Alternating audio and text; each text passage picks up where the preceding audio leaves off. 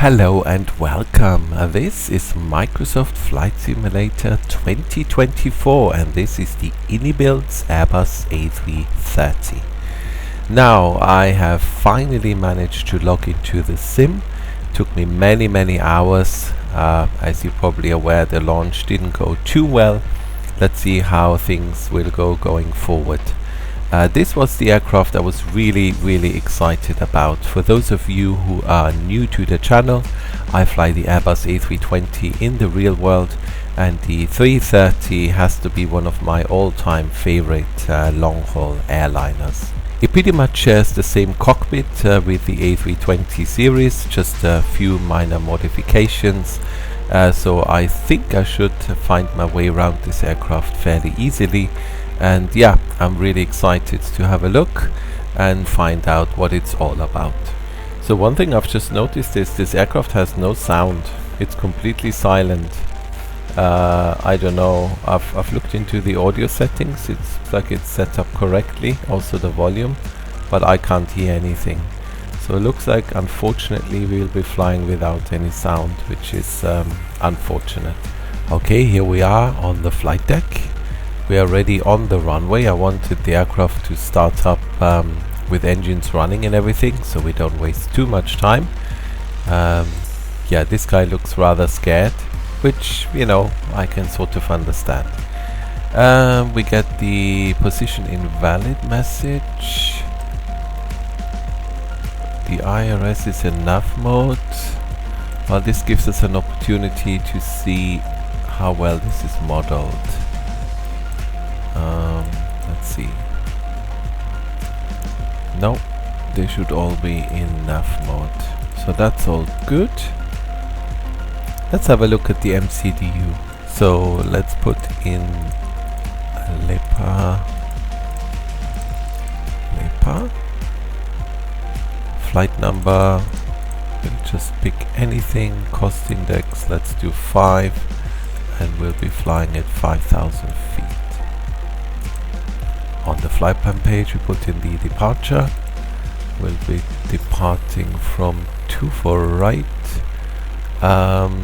Let's fly Meros departure. That takes us back to the ILS. And then we come back. We land on ILS Zulu 24 left. No star. Okay, so let's have a look at that. Let's see if the plan page works. Now, I haven't had time yet to set up any of the sensitivities. I literally set up the controllers. I was so happy to get in here. I didn't want to waste any more time, so a lot of this is probably gonna feel a bit jerky and not very natural. But yeah, for the time being this will have to do. Let's have a look. How much fuel do we have? Yeah, that should be enough. Does this aircraft have a secondary flight plan? It does. I'm very impressed. And can we prepare an immediate return? We can. Very good. Now, considering this is seen as a default aircraft, I'm very impressed. Next thing I want to know is, can you put in performance on the secondary? You can. Wow, that's really good.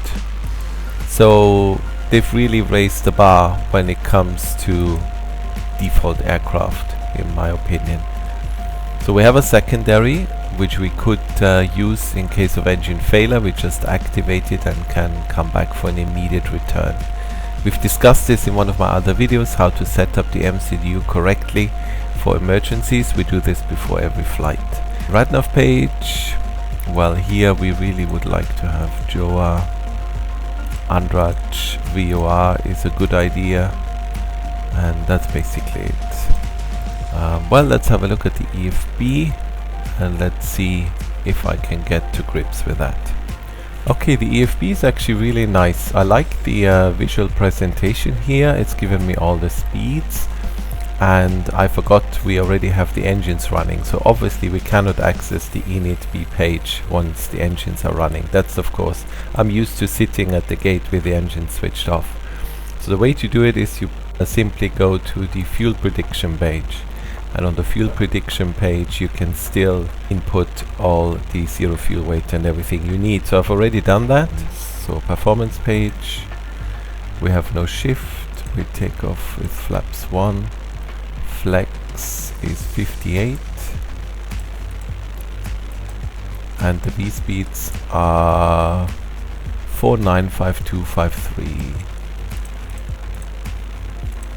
152, 153. Okay, so I just did a flight control check, and I'm glad I did it because my pedals don't work at all. As you can see here, I'm just moving them smoothly from one side to the other, and they're just all over the place. I've just done a new calibration of the pedals, but nothing seems to work. So like this, obviously we cannot take off, so I will have to probably disable the rudders for now and bind the axis to the joystick.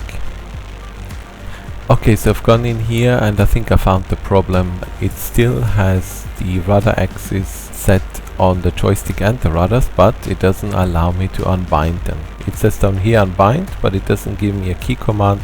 It's usually delete, but yeah, that doesn't work.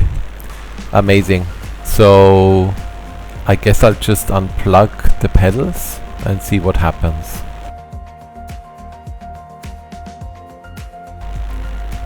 And we are back, and the sim has crashed.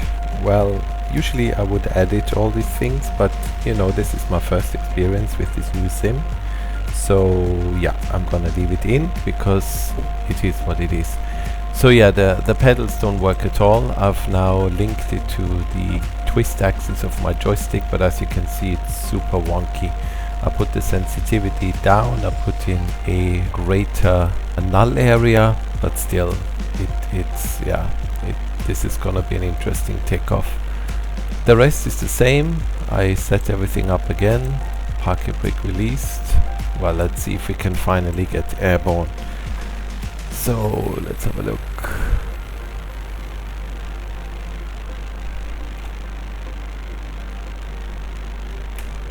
I'm just gonna go for toga. I don't know why this plane is continuously pulling to the right. Okay, it's very sensitive, very sensitive. Still no sound, even though I restarted the flight. Okay, let's go airborne. Positive climb, gear up.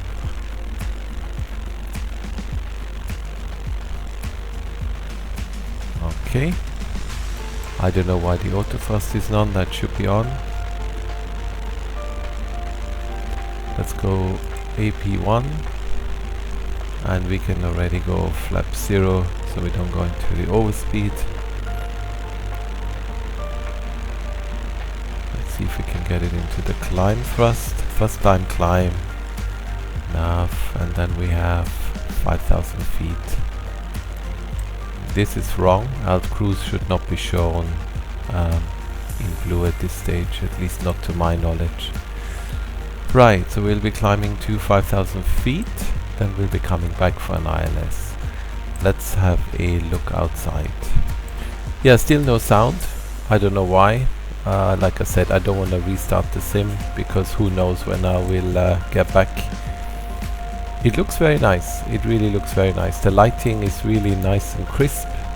Has a very realistic feel. I like the clouds. To me, they look better than in the previous sim.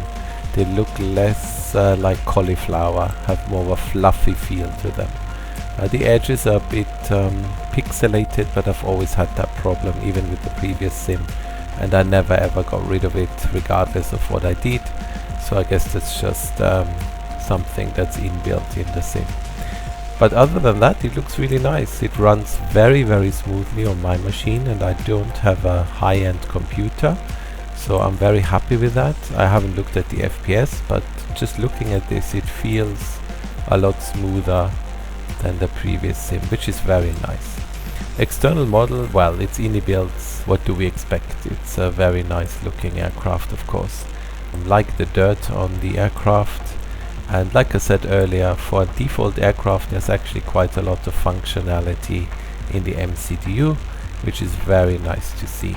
But the sim itself, yeah, as you can see, still very buggy. So yeah, I don't know. Asobo and Microsoft, they just need to do better than this. I can understand the problems with the connectivity, but these are things that are in the sim and they are just no good. So maybe a bit of a rushed product once again, like we've had so many times over the last years. Anyway, I'm gonna fly this aircraft now back downwind. Then we'll switch off the autopilot, do some hand flying, and then we'll come back for an ILS. Okay, we're back in the cockpit, and I shall switch off the autopilot. And let's see what this feels like. Yeah, this is way too responsive right now. This doesn't feel like an Airbus at all. So I'm giving hardly any input. Yeah, that's correct. So when I let go, the aircraft just stays at the pitch and roll that I've given it. Very, very, very gentle inputs here, so this is something I need to adjust. On the real aircraft you have to give a bit more input than this. And there's a bit of jerkiness, do you see this? When I let go, now we're not even, I mean this aircraft should have auto rudder. I don't know why it does that. The real aircraft most definitely doesn't do that. So when I pitch up, that's fine. But if I go into a turn and let go of the control, it does this weird yawing motion. I'm not sure why that is. It could be a setting that I haven't seen, some kind of yaw setting that needs to be done. But still, it's fly-by-wire, so it should take care of this. These should be very nice and smooth movements. Okay, so not perfect, but certain aspects of the Airbus are most definitely there. Okay, so I found another thing that I'm really not sure about how this is supposed to work. I would like to fly a heading, so I put in heading, let's call it, I don't know, 050, and I would have to pull this, but I can't. Right click is pushing, left click allows me to turn it, but we're still in nav mode. I need to pull it.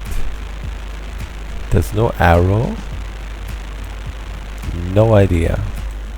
Okay, let's have a quick word about the scenery. So we are flying over Mallorca. I actually live here, and yeah, I have to say it looks really nice.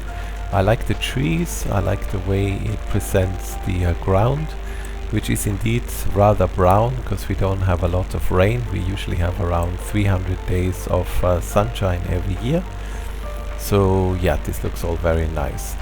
The coastline could be a little bit better, but it's okay, it's fine. Okay, since I cannot fly any headings, we go direct to Obumu. And we don't need a radial in, and that should get us onto the ILS. The rudders are still very funky. I'm gonna see if I can fix that. It is very pretty, I have to say. So the sun is just setting and we are flying back towards the airport. We're at 3,000 feet, the aircraft has slowed down.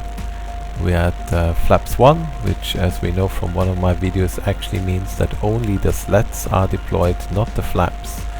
So UniBuilds has done that correctly, and yeah, it is looking very nice. It would be just a bit more fun if we wouldn't have that many bugs at this moment in time. But I hope that over time this will be sorted out, and that we're gonna get the sim that we all wanted. Glide stop star, go around the altitude 3000 is set. Okay, that was actually a very nice ILS join, very smooth. So we're now going down on the ILS. Very nice. We are about 8.5 miles out. Speed 150 is a bit slow for this distance, but I don't know how to pull speed. Yeah, so we unmanaged speed. Landing checklist ECA memo, landing no blue, cabin is ready. Let's do a VLS check. 1, 2, 3. 1, 2, 3. Looks good to me. So yeah, runway's in sight. Okay, let's switch off the autopilot and fly manually. Autopilot off. Cat 1.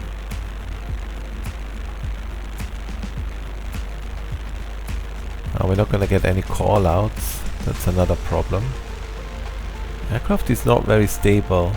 Usually if I let go, it should just sit there, not do anything, but it's starting to move away from the flight director all on its own.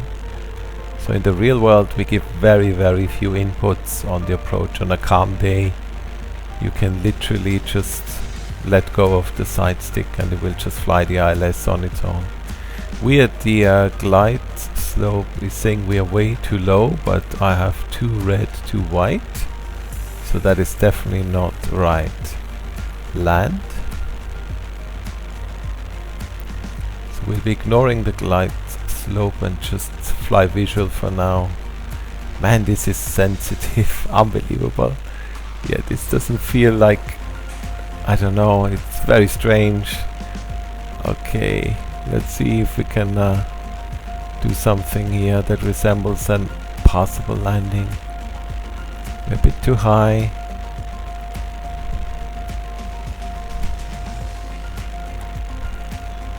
Right. It's going to idle. Ooh.